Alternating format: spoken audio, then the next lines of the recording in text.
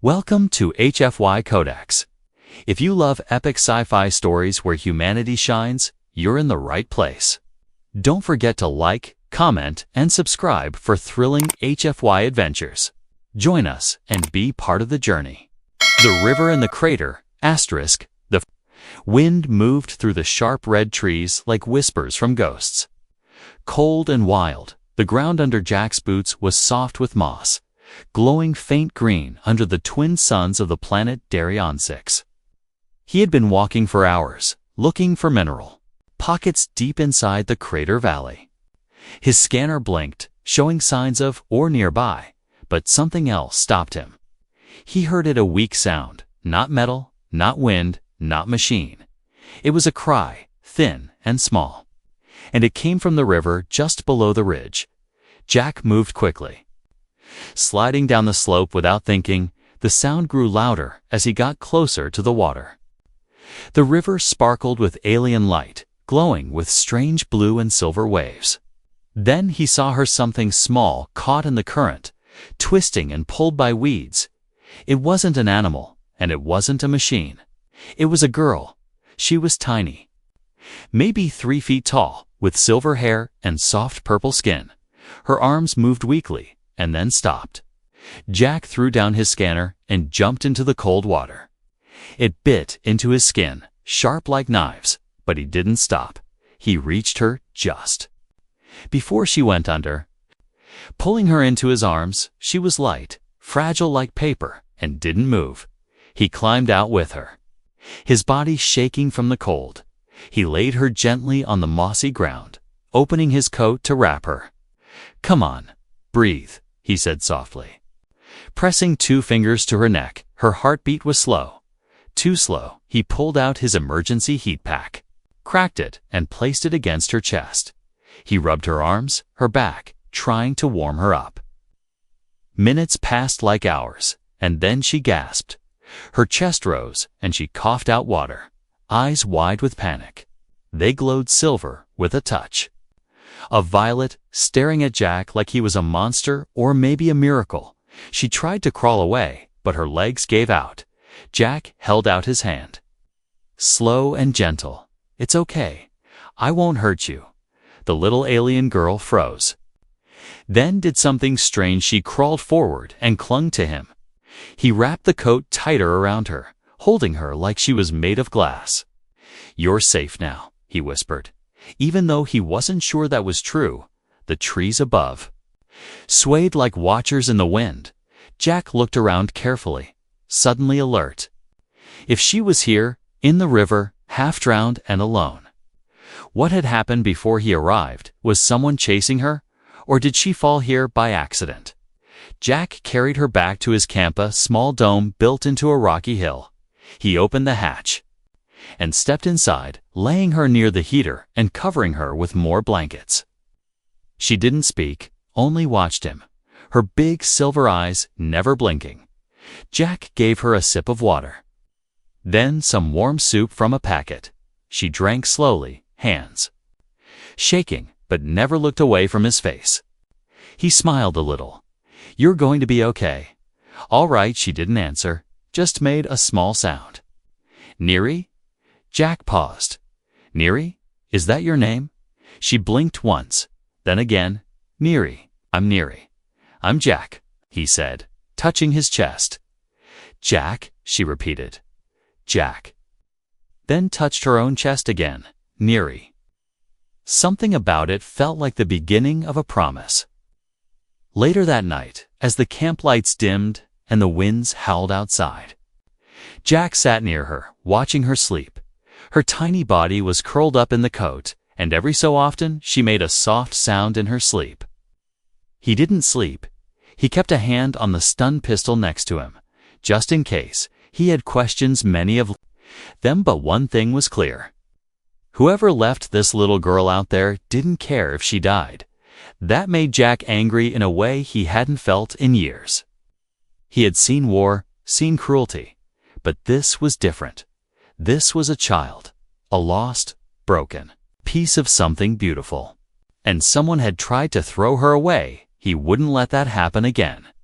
Not while he was still breathing. He leaned closer, whispering so soft she didn't wake. "I won't leave you." "Neri, not ever." Outside, the river still flowed. Through the crater, cold and glowing, but inside the camp, something had changed. 2 lives had touched, 2 worlds had met. And for the first time in a long time, Jack didn't feel alone.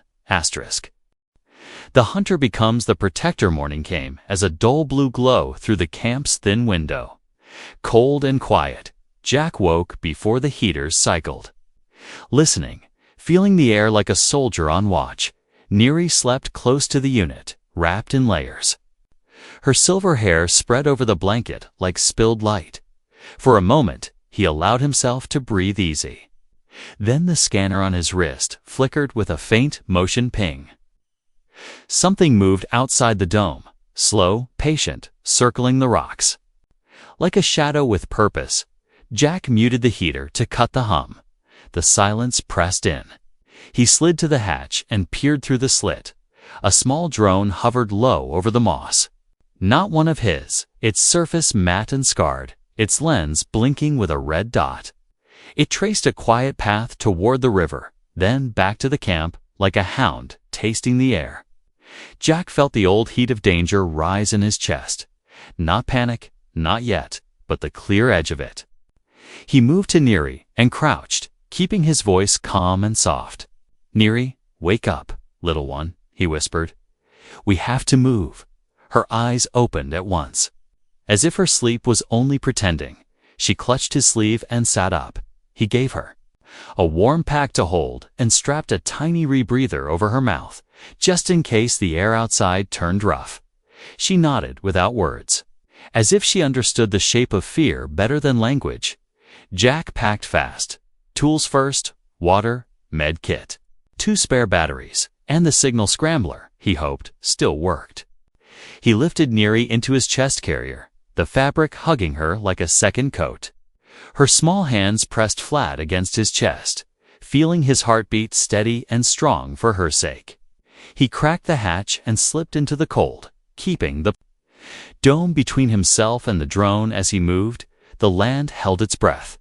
The trees stood like red statues. The river murmured without care. The drone drifted back toward the camp, its lens brightening as it neared the hatch. Jack set the scrambler on a low ledge and pulsed it. A spike of static rattled the air. The drone jerked, wobbled, then steadied. Smarter model than he hoped, it climbed, scanning wider. And Jack knew the game had changed. They were marked, and the mark would spread. He took the North Ravine, a narrow cut in the crater wall that led to the broken mining tunnels. They moved under a ceiling of roots and stone, the world shrinking to breath and steps. Neri watched everything, her eyes silver and still. One hand gripping the carrier strap, the other tucked close to her heart. Jack kept a slow pace to hide their trail, placing each foot carefully, masking prints with the heel drag he learned in other wars. Behind them, far and faint, the drone's whine rose and fell like a mosquito that never tires. He would need misdirection, something strong enough to turn a hunter arrogant. At a bend in the ravine, he stopped to set a decoy. A heat pod, wrapped in his spare shirt, laid under a rock lip. He tucked his old wrist beacon beside it and set the timer to blink, as if tapping a message. Neri tilted her head at the bundle, a question in her eyes. "False trail," he whispered, and she nodded. Tiny and brave, they moved on, deeper into shade and stone, leaving the decoy to sing its little lie. By midday, the ravine opened to a scar of rusty rails that vanished into a black mouth in the earth. The old mine, forgotten by sane people, remembered only by those with no better choices. Jack checked the air. The readings were stable, but dry, the kind that steals water from your skin and your throat. He lifted Neri down and let her stretch. She stood on the rail and balanced with her arms out, a quiet bird learning wind. For a breath, he smiled. Then the scanner chimed again. A second drone now, or the first one calling friends. They entered. The tunnel, one lamp and then a second, pools of pale light on rails and gravel. Jack sealed the entrance behind them with a net of filament line and a spray of camo dust. Weak tricks, but better than none, he guided Neri along a side shaft where the air thinned and cooled. The sound of the world fading to their own steps, half a kilometer in, they found a service niche in the wall. A place for tools, and maybe for fear. He set down the pack, gave Neri water, and finally let his shoulders fall. Just a little. Neri drank and then looked up, her lips parting as if a word wanted to be born. "Bad sky," she said, slow and careful, then tapped her chest.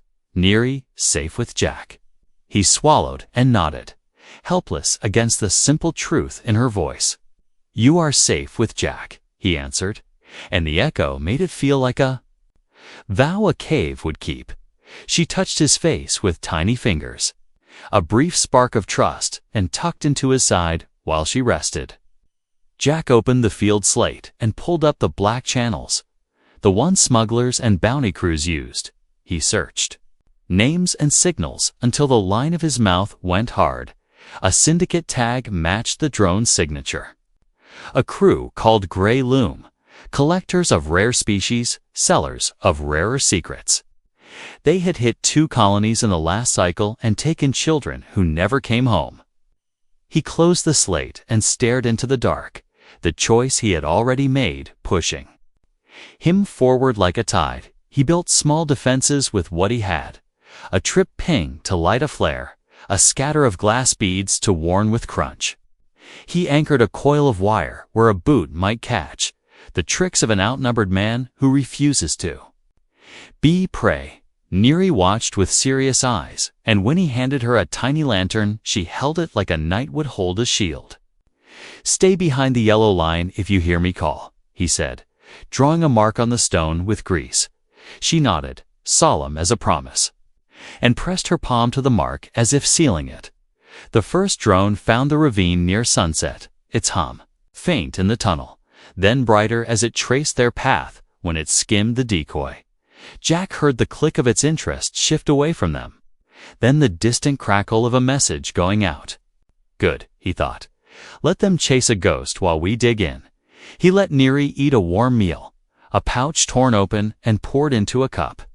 The smell soft and sweet in the dry air. She ate carefully, then pushed half to him, and he accepted because sharing is a language stronger than any translator. Night took the tunnels in a thick quiet, the kind that holds breath like a secret. Jack sat with his back to the wall and Neri sleeping against his side, counting the seconds between distant machine sounds. He did not think of Earth, or the jobs he had failed, or the quiet anger he carried like old metal. He thought of the river and the moment he pulled a life out of death and found his own life pulled back in return. He looked down at the tiny girl and spoke the truth he had been circling all day. "I am your protector now." The tunnel gave no answer, but it did not need to. Far above, the red trees moved under starlight, and the crater river glowed like a wound that had learned how to shine. Somewhere between those stars and this dark, Grey Loom set a course and sharpened its knives. Jack checked his pistol, checked the traps, and closed his eyes for 10 breaths, each one a blade he chose to carry. When he opened them, he was ready. Not for running, not for hiding, but for whatever came next, and for whoever tried to take Neri away. A bond forged in fire. The tunnel grew colder as they moved deeper underground, the air dry like dust and heavy with silence. Jack led the way with a dim lantern in one hand and a stun pistol in the other. Neri walked behind him now, no longer needing to be carried. Her steps small but steady. The walls around them were cracked stone and rusted pipes. The bones of a forgotten world, the deeper they went. The more the tunnel changed from mine to something older, carved with symbols that pulsed faint blue. In the dark, Jack slowed, brushing his hand over the strange markings. "Not mining," he muttered. "This is something else." Neri moved beside him, her fingers glowing faint where they touched the symbols. The light brightened under her touch, then dimmed as she stepped away. Jack watched her closely, feeling the unease shift into awe. Whatever Neri was, she wasn't just rare, she was connected to something ancient. They reached a large open chamber, carved into the rock, round and hollow like a heart. Stone pillars stood in a ring, each with broken machines resting at their bases. The ceiling was high, with strange crystal vines hanging low, glowing soft white like moonlight. In the center of the room was a stone platform, wide and flat, perfect for resting and hiding. Jack set down the pack and checked the perimeter, placing silent alarms at the 3 narrow tunnels that led in. Neri climbed onto the platform and sat cross-legged. Watching him work, she didn't speak much, but her eyes were full of questions and thoughts too big for words. Jack returned and sat beside her, taking off his gear, the tension in his shoulders. Refusing to ease, he pulled out food and handed her a ration bar, which she sniffed and then bit into with a tiny smile. They ate in silence, the quiet between them no longer uncomfortable, but calm.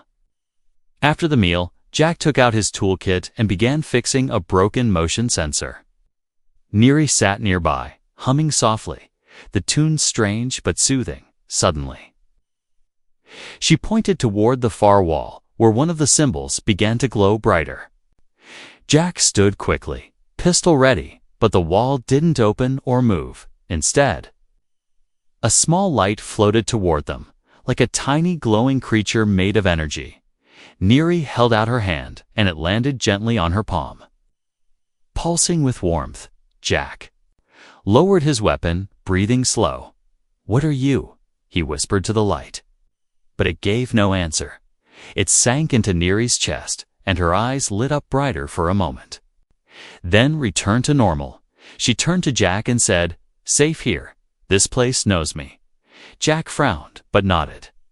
Trusting her more than the silence around them, he built a fire in the center using old wood and carbon rods, the heat spreading quickly through the chamber. For the first time in days, the chill left his bones. Later that night, they heard the first sign of trouble.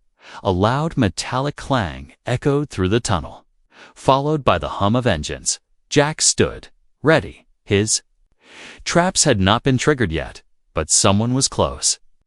He checked the scanner, 3 figures, moving fast. Armed and coming from the north tunnel, Neri stood beside him. No fear in her eyes, only focus.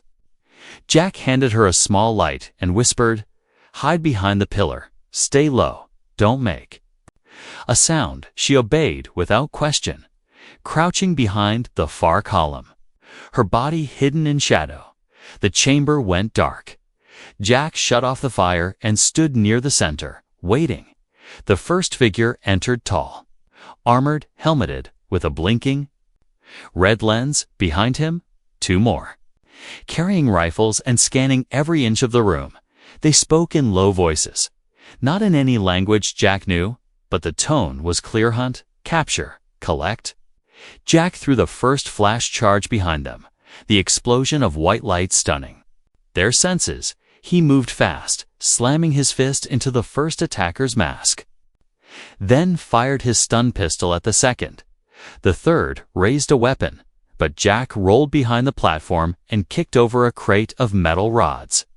The clatter gave him a moment, just enough to shoot the rifle from the last soldier's hands. One tried to run, but triggered a trip alarm at the entrance. A flare burst bright, blinding him. Jack tackled him hard and knocked him unconscious with the butt of the pistol. The room was quiet again, smoke drifting like mist through the air. Jack's arm bled where a knife had grazed him, but he stayed standing, breathing hard. Neri peeked out from behind the pillar, her eyes wide, her hands glowing again. She rushed to him, pressed her glowing hands to his wound, and the pain faded instantly. Jack stared at her, stunned. "You healed me," Neri nodded, then said, "Jack hurt. Neri help." He knelt down, touching her cheek gently. "You're not just a girl, are you?" She didn't answer, but she reached for his hand and held it tight. The bond between them had Grown from survival to trust, from fear to something warmer. Jack looked at the fallen attackers and knew more would come. Worse than these, but as long as Neri was with him. He wouldn't run, wouldn't hide. He had found something worth fighting for. Something worth protecting beyond himself. As the fire returned and Neri curled beside him, Jack stared into the crystal-lit ceiling. This world had nearly killed him. But it had also given him a reason to keep going. The hunter had become the protector, and the protector was now something more. A friend, a guardian, maybe even family. And in the silence of the chamber, Jack whispered the words he meant with every piece of his soul, no matter what comes, I won't let you go. A promise across stars. Asterisk, the cave was quiet again, but it wasn't peaceful. 3 bodies lay tied near the tunnel wall, still breathing, but unconscious. Jack sat near the edge of the platform, his body tense, eyes locked on the scanner in his hand. He had sent out a signal and old encrypted message to a contact he hadn't spoken to in years. It was a risk, but they were out of options. Neri sat close to him, leaning against his arm like a sleeping bird. Her small frame was calm. But Jack could feel her breathing, steady, deep, strong. She wasn't the same scared girl he had pulled from the river. Now, she was watching, learning, becoming something more, and so was he. A soft beep lit the screen and answer. The signal bounced from orbit, locked onto his position. A voice crackled through, distorted and sharp. Jack, that you? He answered. Low. Yeah, it's me. I need an evac, not for me, for someone else. There was a pause. Then, you in trouble again? Jack looked at Neri, then said, No, not trouble. Something worth saving. The reply was short. 1 ship, coming, 2 hours. Jack closed the comm and let out a slow breath. They had a chance. Not much, but... Riel, he touched Neri's shoulder, and she looked up with wide eyes.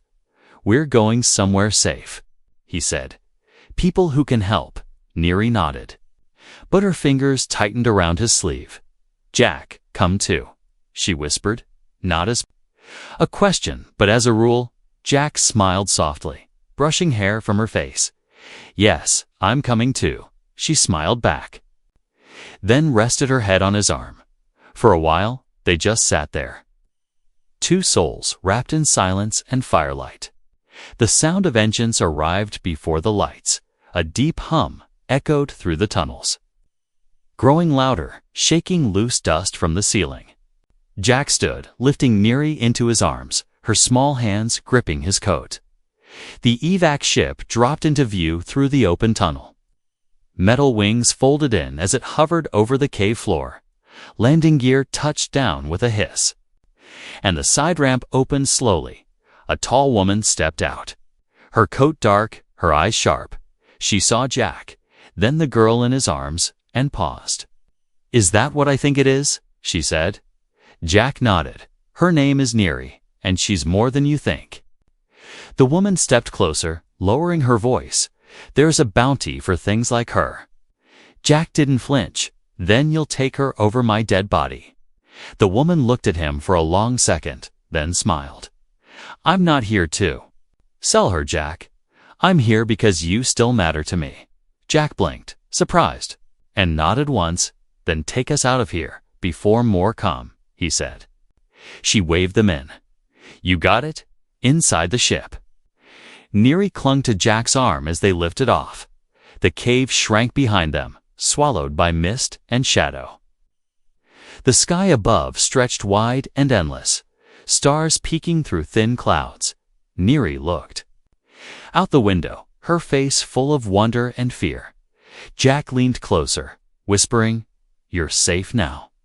The woman captain Mara steered them into orbit, silent and fast. She glanced back at Jack. You always find trouble, but this is different. Jack nodded. She's different.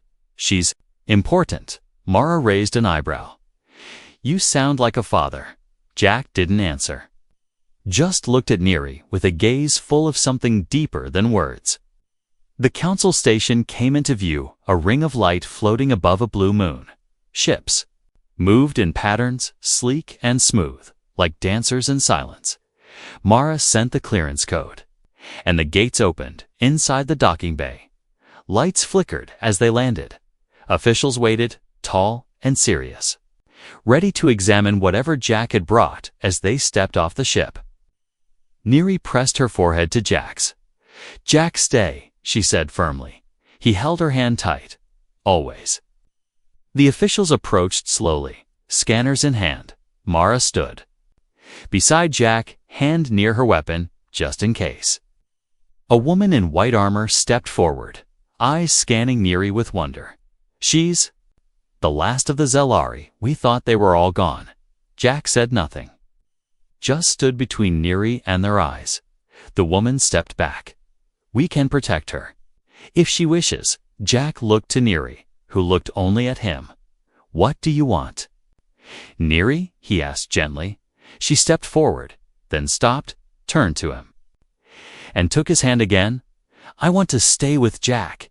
Gasps filled the room, the officials whispering. Unsure, the woman in armor nodded slowly. "Then Jack stays too." A new world formed that day. Not from fire or blood, but from choice. A small alien girl who had almost drowned, and the human who pulled her from the river. Now they stood together before stars, before power, and before history. They were no longer alone, no longer lost. They were family. Jack bent low, pressing his forehead to hers again. "I promised I'd be yours forever," he said, and across the galaxy, that promise echoed like a star being born.